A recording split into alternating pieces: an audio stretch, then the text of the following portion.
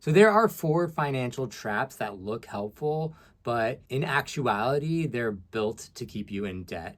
And I'm going to break down what they are and how you can avoid them. If you've ever split a payment, borrowed from your next paycheck, or just paid the minimum balance on your credit card, this video is for you. And I'm going to go over why I have a bone to pick with these particular four traps. So the first one on my list is buy now, pay later. So you might see this abbreviated as BNPL. So BNPL makes you feel like you're being smart with your money, like you're breaking up payments in order to budget, but it's not really budgeting, it's just accruing debt. The thing about BNPL is that it's not actually regulated the way traditional credit is regulated. So they don't check your credit up front, but they will report you to collections if you miss a payment. A lot of these buy now, pay later companies are giving you the wrong impression that you're just simply splitting up payments. They basically show up when you go to a website to buy something, and they'll say, instead of paying $200 now, why don't you pay in 4 easy installments of $50? But again, this is just another form of credit. It seems like it's just like, oh, why wouldn't I just pay over time? That's smart. I don't have to pay up all the money right away. The ease of using this gets people who can't afford to buy the product into a situation where they can't pay it off. So I've heard, this saying where there's a difference between being able to pay for something and being able to afford something. And so this often targets people who can pay for it in the moment, but probably can't afford it. And this will get them into trouble later when they aren't able to meet their payment obligations. A few of these companies are Klarna, Afterpay, Affirm. These are the popular ones that you'll see. But again, because this is kind of like a newer type of credit, it's not regulated in the same way. And so it doesn't have as many consumer protections in the way that credit cards do. It's unclear oftentimes like what sort of terms there are. A lot of times they're predatory terms with, aggressive collection practices. And it really like preys on sort of your behavior as a consumer. It makes it seem like it's like the obvious thing to do. It leads to increased spending, oftentimes spending that you can't afford. Some research suggests that consumers spend anywhere from 10 to 40% more when they use these services. So it leads to purchases that you just probably don't need or that you can't afford. This has implications for the broader market. There's obviously concentration risk among just these few players. Additionally, there's no credit check that's involved in these BNPLs. And so it's probably giving credit to people who aren't qualified for it or shouldn't be taking on that risk. They could see like a huge ripple effect of like a bunch of defaults happening. And we could see these companies going under if they aren't able to collect the money that they're owed. And so, the way that these BNPL providers generate revenue is generally through merchant fees. So they charge 2 to 8% of a transaction value. So, that's a lot higher than typical credit card transaction fees. So, they're trying to gain rapid customer acquisitions and do a lot of high transaction volume.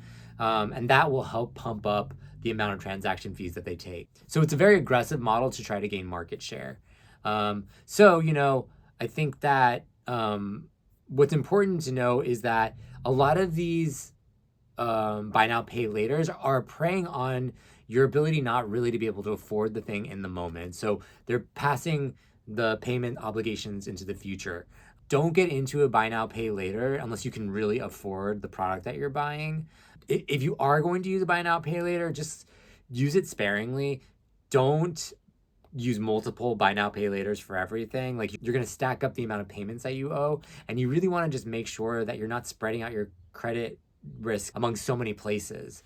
So basically, if you wouldn't be able to buy it in full today, you really probably shouldn't do a buy now, pay later. Second up, minimum payments on your credit card is another predatory behavior. And again, this is sort of done by the credit card companies to keep you in debt. So oftentimes they make it very easy just to pay the minimum balance, which is just some amount that you're required to pay, but actually isn't the full amount. So basically the credit card companies are are forcing you to accumulate interest payments, right?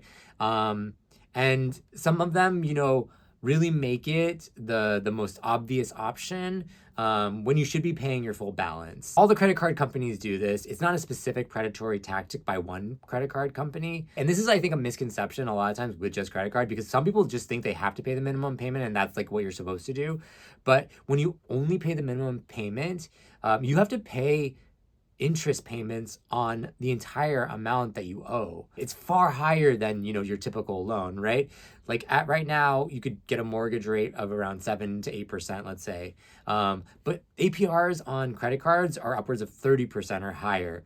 And this interest compounds daily. So this false notion that the minimum payment is what you're supposed to make just really keeps you in long-term debt. On top of that, there are all these sorts of late fees, over the limit fees that just tend to snowball. For some context, if you had like $500 as a balance at 30% APR and you were accruing interest on the rest, sort of those interest payments would cost you $350 extra and take 2 years to pay off. Quick stat, 25% of cardholders with subprime cards carry a balance month to month. So your goal should always be not to carry any balance, so you're not paying interest. Obviously, the credit cards companies don't like this because interest is their bread and butter.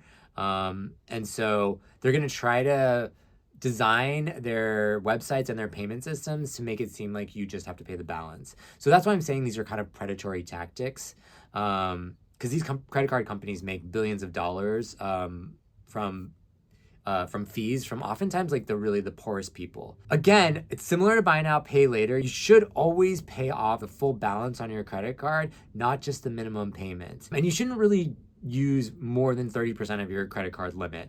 So you want to keep the total amount that you spend less than 30% of your total credit limit. So if you have a $10,000 credit limit, you should really only be spending up to $3,000. And, generally, like as a side note, you should just avoid like really expensive annual fees. Like a lot of times, yeah, there are certain credit cards where if you do the math, you can get paid back. And if that's, at the end of the day, if that works out, then certainly do that. But really think about how much you're spending in fees, both annual fees and in interest fees, and try to reduce the amount that you can. The third sort of predatory trap that I would say are these gamified trading apps. And I would say, the most popular one is Robinhood, but there are other ones like Webull, eToro. While they position themselves as democratizing trading, what they're really doing is gamifying the process. And so you can tell by the design of the apps that they really want to push you to transact as much as possible. And so the reason that they do this is because they actually monetize through payment for order flow, or PFOF. And this is where they take some fees by selling trades to high frequency trading firms. What they're doing is they're pushing you to make a lot of trades. They don't care whether you lose money on these trades. They're going to be pushing you to options trade, to take more high risk trades. They're going to be pushing you to do meme trades. You can see in the way that apps are designed that they're really like targeting these trends. They're making it really easy to one click make a trade. Which is why in some ways I often recommend going to Vanguard, because yes, their system is fairly antiquated and outdated, but it really does not make it easy to transact. You should be in a buy and hold mentality. But what these gamified trading apps do is they really kind of incentivize you to just keep buying things. And ultimately, for the everyday investor, they're not going to be well researched. They're likely going to lose money on these trades. And so from, a health of the market in general, are these even like good investments? Like, would it be even good to invest in Robinhood as a company? Well, if you're pushing a lot of your customers to lose a lot of money on these trades, you're gonna soon run out of customers who are able to even trade anymore because they're losing so much money, and then that hurts your overall customer base and the amount of money that is flowing through your platform. Whereas if your goal is to preserve your customers' wealth and to grow it over time, you're increasing your assets under management, and that is what drives a lot of these financial firms' profits. Just for context, Robinhood traders generally trade 40 times more options than Schwab traders, for instance. Um, and a study found that frequent app-based traders lose more than they gain. It's preying on our psychology the way all social media apps do. It's giving us dopamine hits, and that's not the way that you should be thinking about your investment strategy. To avoid this, you got to really think about investing as opposed to trading. You should be buying index funds, ETFs that you're holding for a long time. You shouldn't be buying and selling daily. Use platforms that are more established, that have a longer track record. Places like Fidelity, Schwab, Vanguard are more geared toward education, helping you understand markets. They give you a lot of materials, and they also place some obstacles in front of you before you can actually execute on a trade. Most retail investors are losing money doing these daily transactions. You, as a person who's just a retail investor, isn't going to outperform the market. You're really going to be buying into the market and holding, assuming that the market over the long term is going to go up. Okay, the last sort of trap that I'm going to talk about really targets sort of low income communities, paycheck advance places. And so sort of as background, they're sort of like marketed as safer alternatives to payday loans. They're sort of tied to your paycheck, and they offer sort of advances on that. A few of the players are Earnin, Dave, Bridget, Moneylion. There are these predatory tactics that they play. And, I also just have a bone to pick generally with these check into cash places. They charge you exorbitant fees to get money when you need it, just based on cashing your payday check or whatever. They really take advantage of these sort of marginalized communities where banking has sort of left a gap for them. They aren't able to access traditional banking, and so they have to sort of interact with these predatory loaners. And so, some of their predatory tactics, are they have subscription fees and other hidden costs. They try to, encourage, repeat use of it. They make you reliant on it. So you start to go into debt or get used to having the money in advance. They have bad overdraft protection. And you just don't build credit as you use these places. Try to bank through, a reliable institution. Go to a credit union where they can offer you, better loans, and sort of are looking out for the best interest of their customers. So at all costs, just try to avoid these predatory payday loan companies.